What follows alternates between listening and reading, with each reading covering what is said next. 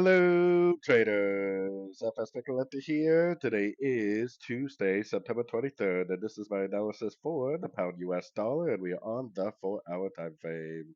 So, anyways, on the pound dollar, I still think this is likely the end of a pullback on like the daily. I think this is the end of a wave B. Way down here is the end of a wave A, and I think we're going down for a wave C. If that's true, then I would expect this to be a wave 1. I would likely expect to see probably a bigger pullback, at least a 38%. Could even go to 61 to 78% if it wants for like a wave two, and then likely later on this week down for a wave three. So let's take it down to the 1 hour time frame. So on the 1 hour time frame, we obviously got our Fibonacci retracement on this whole move down right here. I would expect to see kind of a three-wave structure, more of an ABC three-wave pullback, hopefully up to at least a minimum of the 38%.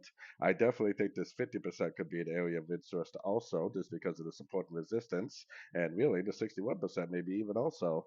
It doesn't really matter which Fibonacci level it goes to. It more matters the three-way pullback and the engulfing move down at the Fibonacci level for hopefully the end of a wave two and the beginning of a big wave three. So anyways, don't forget to check out my website linked over here in the corner. And as always, thank you for watching and happy trading.